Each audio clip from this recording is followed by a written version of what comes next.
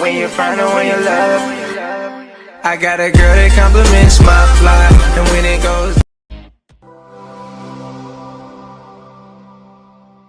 अस्सलाम वालेकुम friends, hello everyone, नमस्ते, कैसे आप सब? मेरा नाम है नया, आप देख रहे हैं मजिस्को रिएक्शन चैनल। आप लोगों का बहुत ज़्यादा स्वागत है जी हमारी एक और नई वीडियो में। तो आज एक और ज़बरदस्त वीडियो के साथ हाजिर हैं आप लोगों के पास। तो जी आपको पता ही है कि जो कि इंडिया और चाइना के बीच में हो रहा है, उसी पे खान सर की वीडियो आई है जो कि हम लोग देखना ज़रूर चाहेंगे आप लोगों के साथ। तो प्लीज़ वीडियो कंटेंट देखिएगा, पसंद आए तो लाइक शेयर ज़रूर कीजिएगा। फटाफट से देखते हैं आज की। जय हिंद।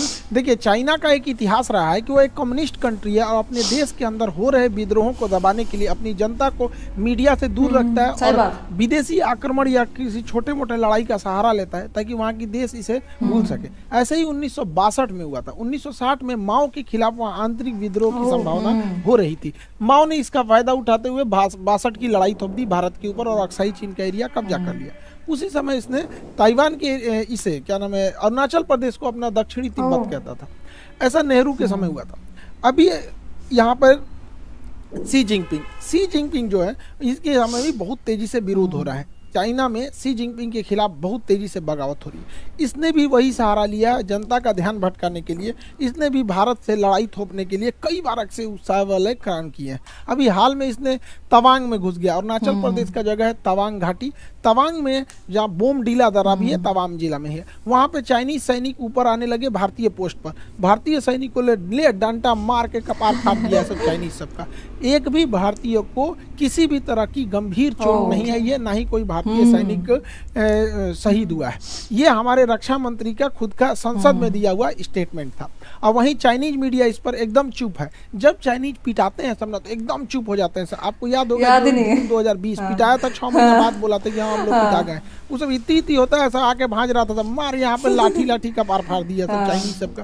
चाइना वहां से भाग निकला और अभी चाइना कुछ नहीं बोल रहा है। अपनी जनता का ध्यान भटकाने के लिए ये कभी ताइवान के ऊपर अटैक करता है, कभी ये भारत की ओर। अभी इसके जो फाइटर जहाज थे सब वो कई बार उत्तराखंड के पास में मंडराने लगे। सब उत्तराखंड के पास मंडराने के भी कई रीजन है। उत्तराखंड में अभी भारत और अमेरिका की सेना यहाँ बहुत करीब नंदा देवी पर्वत के पास आकर चाइना के पास युद्ध अभ्यास की। इसीलिए वो अपने ड्रोन को, और उसने सबसे बड़ा जो बमवर्षक जहाज बनाया है S-20, ये बमवर्षक जहाज़ों को भारत के सीमा के पास उड़ाते रहता है। तो भारतीय सेना भी अपनी वायु से एयरफोर्स को तुरंत एक्टिवेट कर देती है और एयरफोर्स भी ऊपर से जाके वार्निंग देने लगती है कि अगर इधर की ओर आओगे तो तुम्हारा भी इलाज कर दिया जाएगा बढ़िया से। चाइना को पता चल गया है कि भारत की अब विदेश नीति जो है काफ़ी एग्रेसिव हो गई और ये होना भी चाहिए।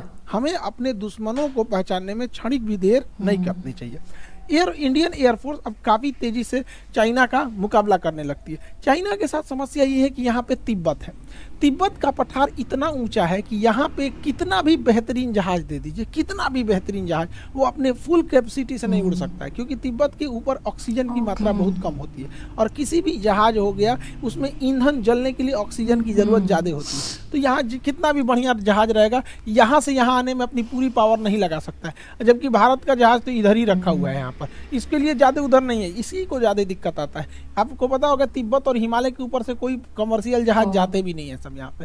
तो इंडियन एयरफोर्स काफ़ी एग्रेसिव में इसमें आगे बढ़ रही है। लेकिन चाइना इसे अन्य जगहों से घेरना चाह रहा है। पाकिस्तान के सहारे घेरना चाह रहा है, इधर मलक्का के सहारे, इधर तंजानिया के सहारे, तंजानिया के साथ इधर से मलक्का को इधर से, और ऐसे चारों ओर से चाइना भारत को घेरना चाह रहा है। हालांकि भारत भी इससे अब काउंटर अटैक के मूड में आ गया। भारत अपने वायुसेना की ताकत को लगातार बढ़ा रहा है। एयर बेसेस को भारत बढ़ाया जा रहा है। अभी गुजरात में दीसा एयरबेस का शिलान्यास किया गया। यह एयरबेस बहुत ज़रूरी था। दीसा एयरबेस कहाँ है उससे पहले आपको पाकिस्तान के एयरबेस का आइडिया होना चाहिए। पाकिस्तान का इधर का एरिया है बलूचिस्तान, इधर उसके दुश्मन कम है अफगानिस्तान है, तो उसमें अफगानिस्तान के पास कोई उतना टेक्नोलॉजी ही नहीं है और उसका ज़्यादातर एयरबेस अगर आप देखेंगे तो ये भारत की ओर मिलेगा। ये उसने पाक ऑक्युपाइड कश्मीर है, POK पे कब्जा कर लिया यहाँ पे। अब यहाँ अगर आप ध्यान देंगे तो ये पाकिस्तान के बहुत सारे एयरबेस हैं, जिसमें एक तो यहाँ शहबाज एयरबेस इसका बहुत प्रसिद्ध है। यहाँ F-16 जहाजें रहती हैं। शहबाज एयरबेस, सुकूर एयरबेस, यहाँ पर मीरपुर एयरबेस, ये 3 एयरबेस पाकिस्तान के बहुत ही फ्रंट लाइन की एयरबेस है भारत को आगे की ओर काउंटर करने के लिए। और एक कश्मीर के पास में आया स्कार्दू एयरबेस। ये एग्जाम में क्वेश्चन पूछते हो भैया स्कार्दू एयरबेस कहाँ, पीओके में ही है स्कार्दू। तो कुछ जगह जो है ना करंट में जब फेमस हो जाते हैं तो उससे कुछ कुछ क्वेश्चन पूछता है, इसलिए याद रखने आता है। तो यहाँ मीरपुर एयरबेस, सुकूर एयरबेस और यहाँ शाहबाज एयरबेस, यहाँ पर इन एयरबेस से भारत में अंदर तक हमला किया जा सकता था। इसको काउंटर करने के लिए जोधपुर में फलोड़ी एयरबेस था, गुजरात के कच्छ में नलिया एयरबेस था। तो ये यहाँ से इसे काउंटर किया जा सकता था, इसे काउंटर किया जा सकता था। लेकिन अभी पीएम मोदी ने यहाँ पर एक दीसा एयरबेस का उद्घाटन किया। दीसा एयरबेस जो है अब यहाँ से और अंदर तक काउंटर अटैक किया जा सकता है। तो ये एयरबेस भारत के लिए बहुत ज़रूरी है, क्योंकि हमको हर तरह से काउंटर अटैक के लिए रेडी रहना है, क्योंकि चाइना लगातार पाकिस्तान को सपोर्ट करते जा रहा है। तो ये एयरबेस ज़रूरी है।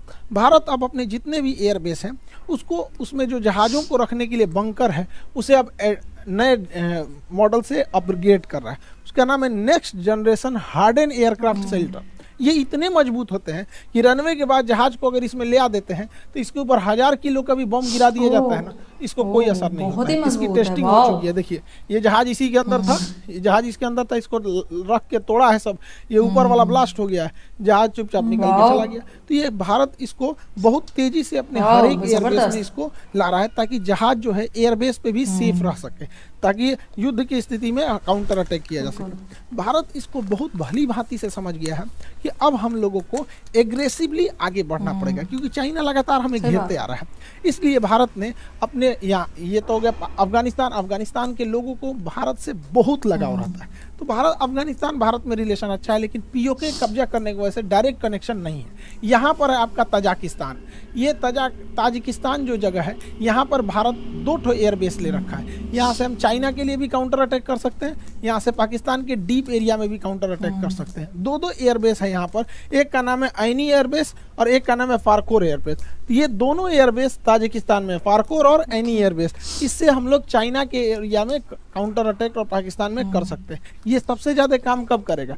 चाइना यहाँ पे सड़क बना रहा है, CPEC, China Pakistan economic corridor, इसको इधर से तो अटैक करता ही हो सकता है, इस एयरबेस के थ्रू यहाँ से भी अटैक किया जा सकता है। इसलिए भारत को अब रेडी रहना है, क्योंकि चाइना में अगर ज्यादा विवाद होगा तो पक्का किसी न किसी से उलझेगा। तो उधर या तो उलझेगा ताइवान से, नहीं तो इधर उलझेगा भारत से। इसलिए सतर्क रहना है। हम लोग के लिए भी एक तरह का ये लिटमस टेस्ट है। हालांकि भारत बहुत तेजी से अपने कदम आगे बढ़ा रहा है, लेकिन चाइना का सोच क्या है, वो सिल्क रूट के माध्यम से भारत को घेरना चाह रहा है। लेकिन चाइना की टेंशन क्या है, वो मलक्का के पास से यहाँ से भारत को, ये उसके लिए सबसे बड़ी समस्या है, क्योंकि मलक्का के पास भारत बहुत स्ट्रांग है।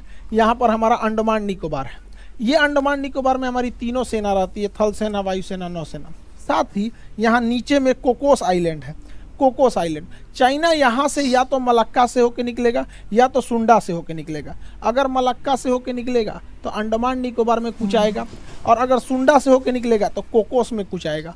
देखिए कोकोस आइलैंड हमारा नहीं, देखिए कोको अलग है, कोको आइलैंड म्यांमार के पास है, हम ही लोग का था, नेहरू ने गिफ्ट दे दिया यहाँ पे। ये कोकोस आइलैंड जो है ये ऑस्ट्रेलिया का है, लेकिन ऑस्ट्रेलिया से हम लोगों ने समझौता कर रखा है कि एक दूसरे के बेस का इस्तेमाल करने के लिए, तो इसका इस्तेमाल हम लोग कर सकते हैं यहाँ से काउंटर करने के लिए। इसलिए चाइना को पता है कि इस एरिया में हम कुछ नहीं कर सकते, इसलिए चाइना मलक्का को अपने डेलिमा दुविधा समझता है, मलक्का डेलिमा।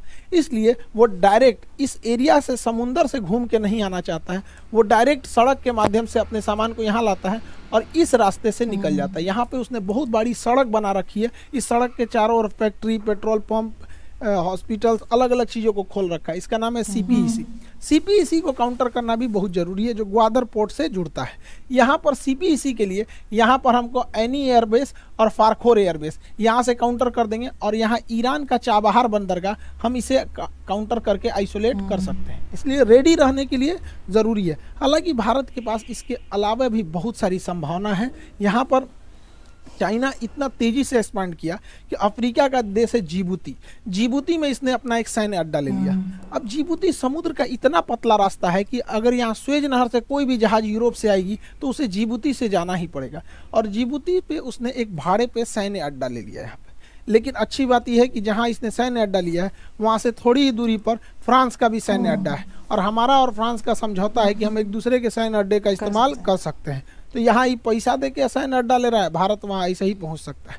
इसके अलावा ज़रूरी है भारत सरकार को कि यहाँ पे यमन में अभी अशांति फैली हुई है। यमन का यह सोकोत्रा आइलैंड भारत के लिए एक वरदान साबित होगा, क्योंकि अगर हमारा सोकोत्रा आइलैंड पर अब अगर प्रेजेंस बन गया तो यहाँ से हम ग्वादर बंदरगाह को काउंटर कर सकते हैं, यहाँ से हम जिबूती को काउंटर कर सकते हैं, और यहाँ से हमारी सप्लाई लाइन को भी कोई नहीं रोक सकता है। लेकिन अभी यमन के सोकोत्रा आइलैंड पर किसी का ध्यान नहीं गया है। यहाँ पे करना चाहिए, सरकार को आगे बढ़ना चाहिए।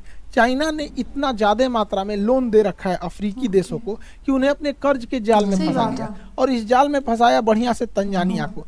तंजानिया जो है इसका एक जंजीबार द्वीप है जो दुनिया में सबसे ज़्यादा लौंग के उत्पादन के लिए प्रसिद्ध है। तंजानिया के सभी समुद्री तटों को चाइना मांग रहा है कि हमको दे दो लीज पे, ये सारे समुद्र तट पे हम अपने बंदरगाह बनाएंगे। और आपको पता है कि चाइना अगर बंदरगाह बना दिया तो वहाँ अपनी पनडुब्बी नौसेना की जहाज़ों को लाएगा। हम लोगों की लाख कोशिशों के बावजूद चाइना का जहाज़ यहाँ पर अपना लंगर डाल ही दिया। इसलिए इसे काउंटर करने के लिए भी भारत के पास कई सारे द्वीप हैं। सेशेल्स का द्वीप एजम्पशन आइलैंड जिस पे भारत अपना मतलब बेस बनाने वाला है, सेशेल्स में यहाँ पर है। मॉरिशस में एग्लीगा द्वीप है। ये दोनों द्वीप यहाँ से काउंटर अटैक के लिए यहाँ पर अवेलेबल हो सकते हैं। तो कहने का सेंस ये है कि भारत को पहले से अब रेडी रहना चाहिए, क्योंकि चाइना में जहां उथल पुथल होगा तो सी जिनपिंग अपने देश की जनता का ध्यान अपने ओर से हटाने के लिए वो कि या तो ताइवान की ओर हमला करेगा या तो फिर भारत की ओर। हालांकि भारत की ओर करेगा नहीं, अब उसको पता है कि 62 नहीं रह गया यहाँ पे, आदमी दौड़ा के मारेगा उसको। हालांकि युद्ध में अब अगर देखेंगे तो वर्तमान परिदृश्य में कई सारी चीजें चेंज हो गए हैं। यूक्रेन युद्ध में ड्रोन ने पूरी तरह से कंप्लीट सिनेरियो को ही चेंज कर दिया। तुर्की जैसा देश ड्रोन के मामले में, ईरान जैसे देश ड्रोन के मामले में बहुत तेजी से आगे बढ़े हैं। तुर्की का कौन सा ड्रोन यूक्रेन में तबाही मचाया, और रूस जैसे शक्तिशाली देश को ईरान से क्यों ड्रोन मंगाने पड़े, इसे भी हम लोग समझेंगे।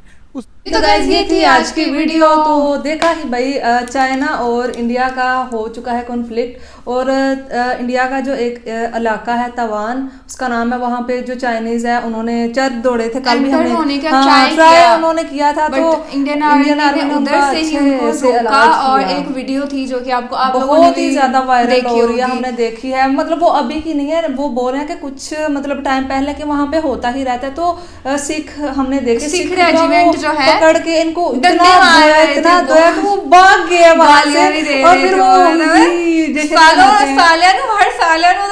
ऐसे मतलब पंजाबी में बोल रहे थे, क्योंकि हम पंजाबी है तो काफी अच्छे समझ में आता है, अच्छे से समझ आ रहा था। वो इतनी गालियां उनको दे रहे थे, और क्योंकि वो एंटर हो रहे थे, वो हम लोग को साफ तो हमने देखा मतलब चाइनीज जो थे वो काफी ज्यादा थे, और ये जो थे वो ये थोड़े से थे, और इन्होंने थोड़ों ने मिलके उनका ऐसा दुम्बा उनको बनाया ना, मजा आ गया। चाइनीज की जो आर्मी होती है ना, उनके जो लोग होते हैं उनकी हाइट नहीं होती है। लेकिन इंडिया में भी और यहाँ भी मुझे यहाँ पे तो हम लोग को आइडिया है, लेकिन मुझे लगता है इंडिया में भी यही होता है कि एक अच्छी हाइट की जरूरत होती है, और मतलब कि जान शान हो और बहुत ज्यादा हो। तो एक ही बंदा जो होता है वो कितने कितने चाइना के जो आर्मी वाले होते हैं उनपे मतलब भारी पड़ता है, हैवी होता है। हाँ ऐसा ही है। तो इसकी वजह से उन्होंने वैसे बहुत अच्छे से उनका मुकाबला किया, और खान सर ने भी काफी अच्छे तरीके से हमें पूरा सिनेरियो जो है हमें एक्सप्लेन किया है, हमें बिल्कुल एक अच्छे तरीके से समझ में आ गया। वो बोले एक तरफ तो पाकिस्तान से और एक तरफ जो चाइना है। पाकिस्तान से क्योंकि आपको पता है इतना ज्यादा तो है नहीं खतरा, जो मतलब पाकिस्तान इतनी करता भी नहीं है जितना कि चाइना हम देखते रहते हैं। वो उनको तो ये है कि हम कोई ना कोई जो एरिया वो घेर लें अपनी जानिब, तो वो हरकत करते ही रहते हैं। बोल रहे थे कि हमारा है, हर एक को अपना ही वो बोलते रहते हैं। उनके हाथ में तो नहीं है, नहीं तो वो ऑल ओवर द वर्ल्ड हर एक जगह को बोले कि ये हमारी ही है। उनको यही है कि सिर्फ हम ही रहे हैं और कोई ना रहे, हर इसीलिए तो उन्होंने वो बोल दिया ना कि अपना वो जो है चाइनीज जो है वो होते हैं बनाते हैं हर एक चीज उन्होंने डुप्लीकेट बना के लोगों को चाइनीज ही बना दिया जाए, अपना घेरे में ले लिया जाए। जगह में बेशक वो यूएस देख ले, बेशक वो इंडिया देख ले, बेशक वो हमारा मुल्क देख ले, बेशक हर एक जगह पे उनका जो होता है ना कि वो दबदबा डाल बनाते हैं, सप्लाई होता है, और इतना मतलब सस्ते में बेचते हैं कि हर एक बंदे को होता है हमें भी मिले, हमें भी मिले। सो ऐसा ही है बिल्कुल। लेकिन यही थी आज की वीडियो। तो काफी ज्यादा एक्सप्लेन किया है सर खान सर ने, और मजा भी आया, और उम्मीद करते हैं आपको भी बहुत ज्यादा मजा आया होगा देख के। तो पसंद आई तो वीडियो को लाइक कीजिए, खान सर हमेशा ऐसे ही बहुत अच्छे से इंफॉर्मेशन जो होती है वो लेकर आते हैं। वैसे तो बहुत टाइम के बाद हम लोग को उनकी वीडियो मतलब 1-2 महीने के बाद हम लोग को उनकी वीडियो देखने को मिली है, लेकिन बहुत ज्यादा अच्छा लगा। उम्मीद करते हैं कि आप लोगों को भी अच्छा लगा होगा। प्लीज जितना हो सके वीडियो को लाइक जरूर कीजिए, शेयर कीजिए, अपना बहुत ज्यादा ध्यान रखिए। आपको मिलेगा ऐसी और नई वीडियो में। Thank you so much. Much for watching.